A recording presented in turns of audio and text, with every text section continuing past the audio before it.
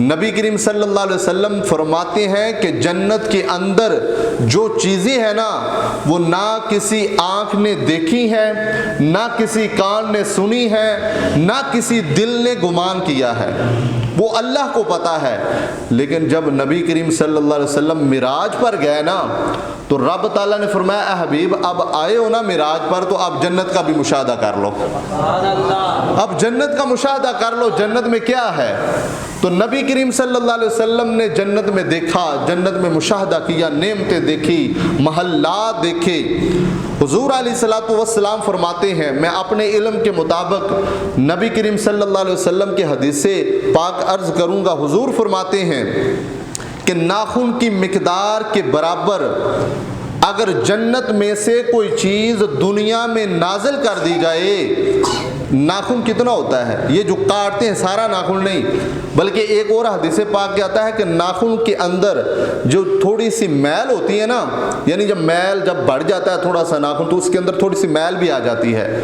فرمایا اتنا ذرہ بھی جنت سے اگر دنیا میں داخل کیا جائے تو زمین و آسمان کی ہر چیز روشن ہو جائے، سبحان اللہ، ہر چیز روشن ہو جائے۔ حضور فرماتے ہیں یہاں تک کہ زمین کی جڑیں بھی روشن ہو جائیں گی۔ سبحان اللہ، وہ جنت کہ جس کی اتنی مقدار کے برابر اگر دنیا میں کوئی چیز نازل کی جائے تو روشن ہو جائے۔ تو جب جنت میں انسان جائے گا، جب مسلمان جنت میں جائے گا تو کیا منظر ہوگا، کیا کہنا ہوگا۔ حضور فرماتے ہیں جنت کے 100 درجے اللہ نے بنائے ہیں، 100 درجے ہیں، اور ایک درجہ دوسرے درجے کے درمیان جو فاصلہ ہے وہ 100 سال کا فاصلہ ہے۔ 100 سال ایک انسان مسافت کرتا رہے، سفر کرتا رہے، پھر دوسرے درجے میں جائے گا، اتنا بڑا درجہ ہے۔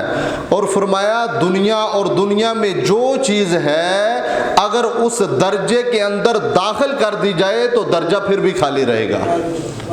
اتنے بڑے بڑے درجے اللہ نے جنت میں بنائے ہیں کہ ایک درجے سے جانے کے لیے 100 سال کا سفر ہے، فاصلہ ہے۔ حضور نے فرمایا اگر اس میں کوئی ادنا شخص جائے گا نا، ادنا، یہ میں اعلیٰ درجے کی بات نہیں کرنے لگا کہ جو بڑا نیک ہے، متقی ہے۔ حضور فرماتے ہیں جو ادنا درجے کا جو اس جنت میں جائے گا اس کو اللہ تعالیٰ سونے کے 2 کنگن پہنائے گا، سبحان اللہ، سونے کے 2 کنگن پہنائے گا۔ اب یہ کنگن وہی پہنے گا جس نے دنیا میں سونا نہیں پہنا ہوگا۔ مرد کے لیے زمین میں سونا پہننا حرام ہے، بلکہ مجھے ایک خبر ملی ہے کہ ایک نوجوان لڑکے کی منگنی تھی تو وہ ناراض ہو گیا کہ میرے سسرال والوں نے تو مجھے سونے کی رنگ نہیں پہنائی، یعنی وہ گناہ پر اظہار خیال کر رہا ہے کہ یہ گناہ میرے سسرال والوں نے، میں نے کہا اچھا کیا انہوں نے نہیں پہنائی، تجھے چاندی کی بھی نہیں پہنانی چاہیے تھی کہ تو نے حرام کا مطالبہ کیا، تو نے چاندی کی کہہ دیتا، تو اور کوئی مطالبہ کر لیتا، تو نے مطالبہ کیا تو یہ کہ مجھے منگنی پر سونے کی رنگ نہیں پہنائی۔ سونا مرد کے لیے زمین پر پہننا حرام ہے، عورت کے لیے نمائش کے لیے جائز ہے، وہ بھی اپنے خاوند کے لیے پہنے گی۔ اگر وہ باہر پہن کر جاتی ہے، لوگوں کو دکھاتی ہے، نمود و نمائش لوگوں کے لیے کرتی ہے تو اس کے لیے بھی جائز نہیں ہے، ورنہ عورت کے لیے جائز ہے، مرد کے لیے حرام ہے۔ فرمایا اس کو اللہ تعالیٰ سونے کے کنگن پہنائے گا، اور ایک کنگن کی روشنی کتنی ہے پتہ ہے؟ حضور فرماتے ہیں کہ اگر اس کی روشنی زمین پر داخل کر دی جائے تو سورج کی روشنی مانگ پڑ جائے گی، یعنی سورج کی روشنی ختم ہو جائے گی۔ حضور فرماتے ہیں پتہ ہی کیسے؟ ہم سمجھتے ہیں، آپ بھی سمجھتے ہوں گے کہ شاید تارے چھپ جاتے ہیں، نہیں چھپتے نہیں ہیں، تارے نہیں چھپتے، تارے ظاہر ہوتے ہیں، لیکن جب سورج نکلتا ہے اپنی شعاؤں کے ساتھ، اپنی روشنی کے ساتھ، تو تاروں کی روشنی مانگ پڑ جاتی ہے، چھپتے نہیں ہیں۔ حضور فرماتے ہیں کہ جس شخص کو سونے کا کنگن پہنایا جائے گا، وہ اگر کنگن دنیا میں نازل کر دیا جائے تو اس کی روشنی سے سورج کی روشنی مانگ پڑ جائے گی، نظر آنا بند ہو جائے گی، یعنی اس کنگن کی روشنی اتنی زیادہ ہوگی۔ اب یہ بلب لگے ہوئے ہیں، یہ باہر سورج میں لے جائیں جلائیں تو پتہ ہی نہیں چلنا جلا ہوا ہے کہ نہیں، کیونکہ سورج کی روشنی اتنی تیز ہے۔ تو جب وہ کنگن لایا جائے گا تو سورج کی روشنی بھی مانگ پڑ جائے گی۔ فرمایا یہ جنت ہے۔ یہ ادنا درجے کا شخص جب جنت میں جائے گا نا تو اللہ تعالیٰ اس کو جناب سونے کے کنگن پہنائے گا، لیکن اس کے لیے عمل نہیں کرنے ہوں گے۔ اس کے لیے صالح پرہیزگار اعدت للمتقین، متقین کے لیے جنت تیار کی گئی ہے۔ جنت کیا ہے؟ حضور نے فرمایا 7 محل ہوں گے، 7 محل جنت میں ہوں گے، اور ہر محل کے اندر 10,000 خادم بھی ہوں گے۔ یہ پروٹوکول چیک کریں۔ میں قصور جا رہا تھا، تقریباً 2 سال پہلے کی بات ہے شاید، تو اچھرے کے قریب جب میں پہنچا تو اچانک پیچھے سے گاڑیاں آئیں، مطلب سینٹر میں گاڑی، آگے بھی گاڑیاں، پیچھے بھی گاڑیاں، بڑا پروٹوکول۔ ہم دیکھ کر حیران رہ گئے، پتہ نہیں یہ کون شخص ہوگا۔ دنیا کا پروٹوکول جب دیکھتے ہیں تو بڑا تعجب ہوتا ہے۔ اللہ تعالیٰ نے فرمایا جب قیامت والے دن مومن، متقی، پرہیزگار، گناہوں سے بچنے والا، نماز پڑھنے والا، روزہ رکھنے والا، عبادت گزار، 5 وقت کا نمازی، میری رضا کے لیے عبادت کرنے والا جب جنت میں آئے گا تو میں اس کے لیے یہ پروٹوکول دوں گا کہ 10,000 خادم اس کے آگے پیچھے ہوں گے۔ 10,000 خادم، 1-2 نہیں۔ یہاں تو ایک دائیں طرف کھڑا ہوا تھا، ایک بائیں طرف ہاتھ باندھ کے کھڑا ہوتا ہے۔ فرمایا 10,000 خادم اس کے آگے پیچھے ہوں گے، اور صرف 10,000 خادم نہیں بلکہ اللہ نے فرمایا کہ 70 حوریں بھی اس کے پاس ہوں گی۔ 70 حوریں اللہ تعالیٰ اس کو عطا فرمائے گا۔ اب وہ شخص کہے گا مجھے اس چیز کی ضرورت ہے، تو اس کے ہاتھ میں دے دی جائے گی۔ دل فریب منظر ہے کہ جو اس کے اندر جائے گا وہ بھول جائے گا ہر چیز، وہ بھول جائے گا۔ فرمایا 10,000 خادم اس کے آگے پیچھے ہوں گے، جو چیز اس نے کھانی ہوگی میسر کریں گے، وہاں پہ نہ تھوک ہوگی نہ پاکی ہوگی۔ فرمایا ہر مرد کی عمر 30 سے 35 سال ہوگی، نہ ناپاکی ہوگی نہ نجاست ہوگی۔ وہاں پہ 4 نہریں جاری کر دی جائیں گی۔ اس کے محل کے نیچے سے 4 نہریں، ایک نہر ہوگی پانی کی، ایک نہر ہوگی دودھ کی، ایک نہر ہوگی پاک شراب کی، ایک نہر ہوگی شہد کی۔ جب اس کا دل کرے گا نا میں پانی پیوں تو وہ پانی پی لے گا، جب اس کا دل کرے گا میں دودھ پیوں، اور یہ دنیا کا دودھ نہیں ہے کہ جس میں ملاوٹ ہی ملاوٹ ہے۔ ملاوٹ بھی ایسی کہ نعوذ باللہ بچے بیمار، بڑے بیمار، اگر خالص پلا دیا جائے تو بچوں کو پچتا نہیں ہے، کیونکہ وہ ملاوٹ والا پی پی کر جناب عادی ہو چکے ہیں۔ اللہ کا جو دودھ ہوگا وہ ملاوٹ سے پاک ہوگا، اللہ کی جو شراب ہوگی وہ ناپاکی والی نہیں ہوگی بلکہ پاک شراب ہوگی۔ شہد سے میٹھی کوئی چیز نہیں ہے دنیا میں، شہد کی نہر ہوگی۔ فرمایا جب وہ انسان جنت میں آئے گا تو 4 نہریں اس کو عطا کی جائیں گی، 4 نہریں اللہ تعالیٰ اس کو عطا فرمائے گا۔ میرے عزیز جب وہ جس محل میں جائے گا نا اس کے 4 دروازے ہوں گے، 4 دروازے۔ ایک دروازے سے اس کا دروازہ جس کے پاس آئیں گے نا فرشتے، وہ فرشتوں والا دروازہ ہوگا۔ اور جب مقام پروٹوکول دیکھیں کہ جب فرشتہ آئے گا بغیر اجازت کے نہیں آئے گا، وہ پوچھ کر آئے گا محل کے اندر۔ ایک دروازہ فرشتے کے آنے جانے کے لیے ہوگا، دوسرا دروازہ حوروں کے لیے ہوگا۔ اب اکثر سے یہ سوال ہوتا ہے کہ مردوں کو تو حوریں ملنی ہیں اور عورتوں کو کیا ملے گا، یہ سوال ہے نا ذہن میں۔ تو آج حدیث سے ہم سیکھ لیتے ہیں کہ اس کا جواب کیا ہے۔ نبی کریم صلی اللہ علیہ وسلم نے فرمایا کہ جو نیک مرد ہوں گے نا ان کو اللہ 70 حوریں دے گا، 70 حوریں دے گا۔ میں بعد میں بتاتا ہوں کہ ان کو عورتوں کو کیا ملے گا، وہ حور کیسی ہوگی، وہ کیسی اللہ نے بنائی ہوگی۔ حور کی آنکھیں موٹی موٹی ہوں گی، حور بڑی خوبصورت ہوگی، سریلی آنکھیں ہوں گی، اور 70 لباس زیب تن پہنی ہوگی، لیکن اس کے باوجود بھی اس کے جسم سے روشنی بہر آ رہی ہوگی۔ جس طرح شیشہ صاف ہوتا ہے، شفاف ہوتا ہے، اسی طرح 70 لباس پہننے کے باوجود بھی اس کے جسم کی روشنی بہر آ رہی ہوگی۔ وہ کس کو ملے گی؟ جو اللہ سے ڈرتا ہوگا، وہ عدت للمتقین والا ہوگا، پرہیزگار ہوگا۔ ان مردوں کو اللہ 70 حوریں عطا فرمائے گا۔ اور جو نیک بیوی ہوگی دنیا میں، جو خامد کی فرما بردار ہوگی، جو پردے کا خیال رکھتی ہوگی، جو اللہ رسول کی شریعت کے مطابق اپنی زندگی بسر کرتی ہوگی، نبی کریم صلی اللہ علیہ وسلم نے فرمایا وہ عورت کل قیامت والے دن اللہ تعالیٰ اس خامد کے سامنے اس حوروں سے بھی خوبصورت کر کے نازل فرمائے گا، حوروں سے بھی زیادہ اللہ تعالیٰ پاک صاف شفا یاب کر کے اس خامد کو عطا فرمائے گا۔ وہ کہے گا دنیا میں تو اتنی خوبصورت نہیں تھی، لیکن آج میں نے حور کو دیکھا ہے، اللہ کی توفیق سے وہ بولے گا، وہ کہے گا یا اللہ میں نے دنیا میں اس کے ساتھ وقت گزارا، یہ میری فرما بردار تھی، اتباع کرنے والی تھی، اللہ نے فرمایا اس لیے تجھے بہترین اجر دیا گیا ہے۔ وہ عورتیں جو فرما بردار ہوں گی وہ کل قیامت والے دن خامد کے ساتھ ہوں گی۔ جس طرح دنیا میں وقت گزارا ہوگا اسی طرح وہ جنت کے اندر وقت گزاریں گی۔ فرمایا ایک دروازہ فرشتوں کے لیے ہوگا جس محل میں وہ رہے گا، دوسرا دروازہ حوروں کے لیے ہوگا، حوریں آتی جائیں گی، تیسرا دروازہ اللہ تعالیٰ نے اس لیے رکھا ہوگا کہ اس سے دیکھ جہنم کا دروازہ کھلے گا، وہ دروازہ کھلے گا تو جہنم دیکھے گا، اللہ فرمائے گا دیکھ جہنمیوں کو، تو نے اچھے عمل کیے ہیں تو آج یہاں پہ ہے، اگر برے کرتا تو وہ جہنم میں تو نے جانا تھا۔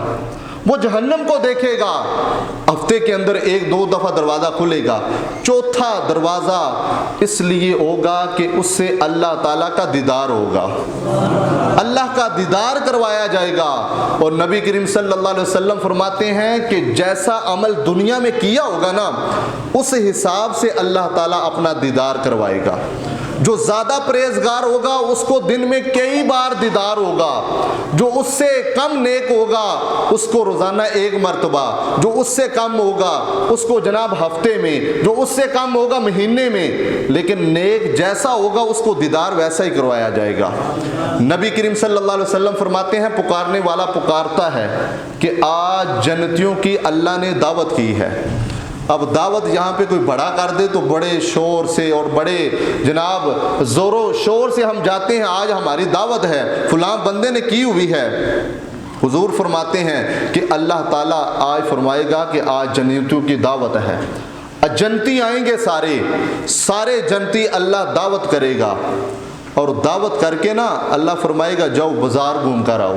یہ دنیا والا بازار نہیں ہوگا، جنت کا بازار اور ہوگا، وہاں پہ خرید و فروخت نہیں ہوگی، وہاں پہ آپ نے کوئی چیز پسند کی ہے نا تو فرشتے پکڑ کر آپ کے ہاتھوں میں رکھ دیں گے، آپ نے پسند کی فرشتے پکڑ کر آپ کے ہاتھوں میں رکھ دیں گے، اور اللہ تعالیٰ کا وہ دیدار کریں گے۔ دیدار کر کے جب اپنے محلات میں واپس آئیں گے تو حوریں اپنے خامدوں کو کہیں گی کہ اے میرے خامد جب تو گیا تھا اتنا خوبصورت نہیں تھا، لیکن اب میں دیکھتی ہوں کہ تیرا چہرہ چودھویں کے چاند سے زیادہ خوبصورت ہے، کیا وجہ ہے؟ وہ کہے گا تو بات ٹھیک کر رہی ہے، تیری بات درست ہے، لیکن چودھویں کا چاند کے زیادہ خوبصورت اس لیے چہرہ ہے کہ میں اللہ کا دیدار کر کے آیا ہوں۔ اللہ کا دیدار کرنے کی وجہ سے اللہ نورانیت عطا فرمائے گا، خوبصورتی عطا فرمائے گا۔ سر سے یہ جو بال ہیں سر کے اور بویں ہیں، اور اس کے علاوہ جسم پر کوئی بال نہیں ہوگا، وہاں پہ نوجوان ہوں گے، وہاں پہ جناب ایک ایسا منظر ہوگا کہ نبی کریم صلی اللہ علیہ وسلم فرماتے ہیں کہ جس کو جنت میں کوڑے کے برابر، کوڑا جانتے ہیں نا، حضرت علی کے پاس ہوا کرتا تھا، مولا علی شیر خدا حضرت عمر کے پاس ہوا کرتا تھا، آپ پکڑ کر نا کوڑے جس سے سزا دی جاتی تھی وہ پکڑ کر اکثر گلیوں میں گشت کیا کرتے تھے۔ نبی کریم صلی اللہ علیہ وسلم فرماتے ہیں کہ تمہیں پتہ ہے جنت کتنی بڑی ہے؟ اگر کسی کو کوڑے کے برابر جنت میں جگہ مل جاتی ہے تو دنیا اور دنیا میں جو چیز ہے، فرمایا دنیا ختم ہو سکتی ہے لیکن وہ کوڑے کے برابر جتنی اللہ تعالیٰ جگہ عطا فرمائے گا نا وہ کبھی ختم نہیں ہو سکتی۔ اتنی یعنی کوڑا کتنا ہوتا ہے، اتنی مقدار کہ دنیا ختم ہو سکتی ہے لیکن وہ کوڑے کے برابر وہ جنت میں جو جگہ ہے وہ ختم نہیں ہو سکتی۔ میرے عزیز جنت بڑی خوبصورت ہے، جنت کے دل فریب منظر ہیں، ہمیں جنت حاصل کرنے کے لیے کچھ کرنا تو چاہیے۔ وَسَارِعُوا إِلَىٰ مَغْفِرَةٍ مِّن رَّبِّكُمْ وَجَنَّةٍ عَرْضُهَا السَّمَاوَاتُ وَالْأَرْضُ، اللہ تعالیٰ نے فرمایا دوڑو جنت کی طرف، میری بخشش تلاش کرو، معافی مانگو۔ وَأُعِدَّتْ لِلْمُتَّقِينَ، جو پرہیزگار ہوگا ان کے لیے جنت میں نے تیار کی ہے۔ پرہیزگاروں کے لیے جنت ہے۔ حضور علیہ الصلوۃ والسلام فرما رہے تھے کہ ایک دروازہ جنت میں اتنا بڑا دروازہ ہے، اتنا بڑا دروازہ ہے کہ اس میں بیک وقت یعنی ایک ہی وقت 70 لاکھ لوگ داخل ہو سکتے ہیں۔ کتنا بڑا دروازہ ہے؟ 70 لاکھ لوگ ایک ہی وقت بیک وقت داخل ہو سکتے ہیں۔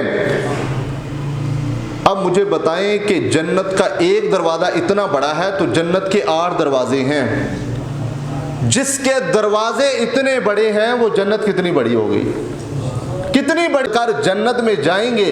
ابو بکر صدیق پاس بیٹھے ہوئے تھے جب حضور یہ حدیث بیان فرما رہے تھے۔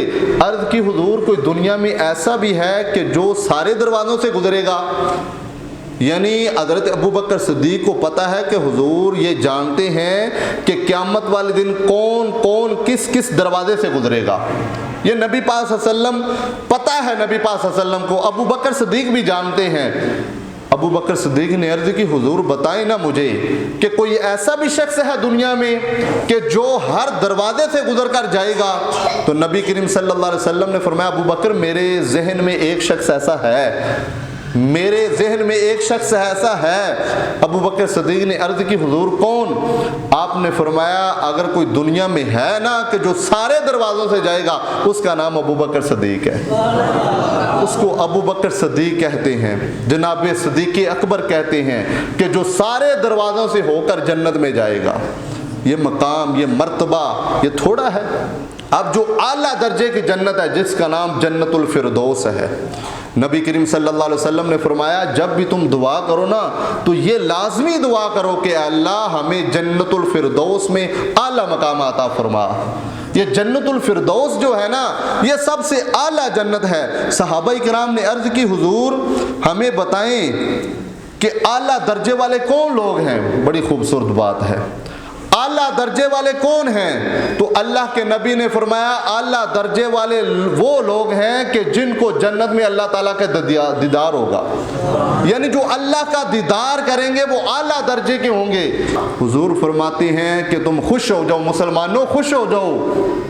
صحابہ کو فرماتے ہیں صحابہ خوش ہو جاؤ۔ اب صحابہ کہنے لگے حضور پتہ نہیں کون سی خوشخبری دینے لگے ہیں۔ اللہ کے پیارے محبوب فرماتے ہیں کہ صحابہ خوش ہو جاؤ، جنتیوں کی 120 صفیں ہوں گی، 120 صفیں ہوں گی۔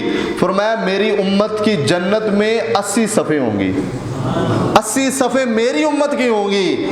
بقایا ساری امتوں کی ٹوٹلی جو صفیں ہوں گی وہ 120 ہوں گی، ان میں سے 80 صفیں میرے غلاموں کی ہوں گی، میرے ماننے والے کی ہوں گی، جو میرے رستے پہ چلتے تھے، جو میری سنت کو زندہ کرتے تھے، جو روزے رکھتے تھے، جن کے پاس حلال چیزیں ساری میسر تھی لیکن کہتے تھے کہ نہیں اللہ نے حکم دیا کہ نہیں کھانا، نہیں پینا، نہیں ہم بستری کرنی، رکنا ہے، باز رہنا ہے، صبح صادق سے لے کر غروب آفتاب تک اپنے آپ کو روکنا ہے۔ یہ 80 صفیں ان لوگوں کی ہوں گی، ان کی ہوں گی۔ حضرت ابو ہریرہ فرماتے ہیں ہم نے عرض کی یا رسول اللہ جنت کس سے بنی ہے؟ یعنی مٹیریل کون سا لگا ہوا ہے؟ جنت بنی کس سے؟ حضور نے فرمایا ایک اینٹ سونے کی ہے، ایک چاندی کی ہے۔ ایک سونے کی اینٹ ہے، ایک چاندی کی اینٹ ہے۔ فرمایا اس کا جو گارا ہے نا، جو سرمٹ ہے، جو مٹی ہے، فرمایا اس کا گارا مشک سے بنا ہوا ہے، اس کا گارا مشک سے ہے۔ فرمایا جو بجری ہے وہ موتی اور یاقوت کے پتھروں سے بنی ہوئی ہے، اور جو مٹی ہے وہ زعفران کی بنی ہوئی ہے۔ یہ جنت ایسے تیار کی گئی ہے، ایک اینٹ سونے کی ہے، ایک چاندی کی ہے، جناب اس کا گارا مشک کا ہے، اس کی بجری، اس کی کنکریاں موتی اور یاقوت کے پتھروں سے بنی ہوئی ہیں، اور اس کی مٹی زعفران کی ہے۔ جب بندہ جائے گا نا اس کو پیاس لگے گی تو ایسے پیالے کے اندر پانی ڈالا جائے گا جو سونا اور چاندی کا بنا ہوگا، اس میں پانی پلایا جائے گا، اس سے سیراب ہوگا۔ میرے عزیز نبی کریم صلی اللہ علیہ وسلم فرماتے ہیں جو جنت میں چلا جائے گا وہ تندرست ہوگا، کبھی بیمار نہیں ہوگا۔ وہ تندرست رہے گا، اور فرمایا جو جنت میں چلے جائے گا وہ ہمیشہ زندہ رہے گا، مرے گا نہیں، موت نہیں آئے گی۔ اور فرمایا جو جنت میں چلا جائے گا وہ آرام سے رہے گا، مشقت میں محنت میں نہیں پڑے گا۔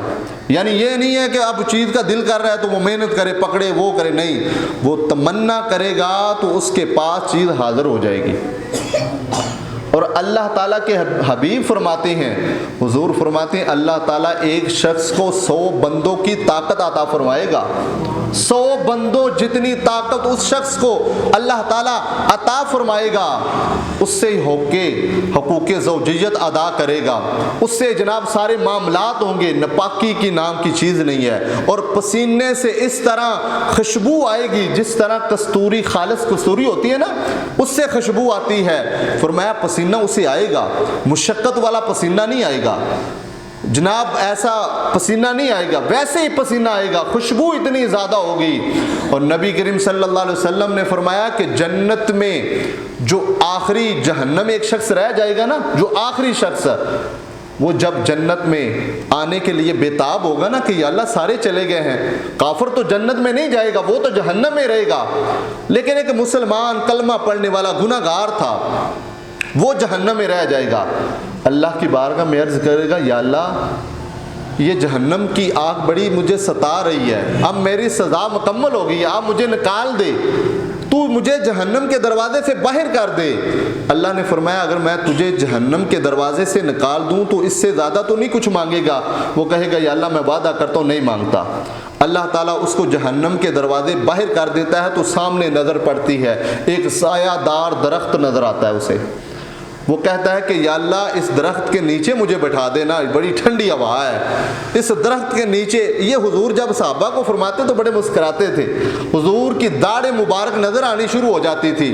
حضور فرماتے وہ شخص کہے گا یا اللہ اس درخت کے نیچے مجھے بٹھا دے، میں اس سے زیادہ نہیں مانگوں گا۔ اللہ نے فرمایا اللہ کو پتا ہے کہ بندہ پھر مانگے گا، لیکن وہ کریم ہے نا، وہ غفار ہے، اگر وہ معافی دینے میں آئے، معاف کرنے میں آئے تو وہ ایک منٹ نہیں لگاتا۔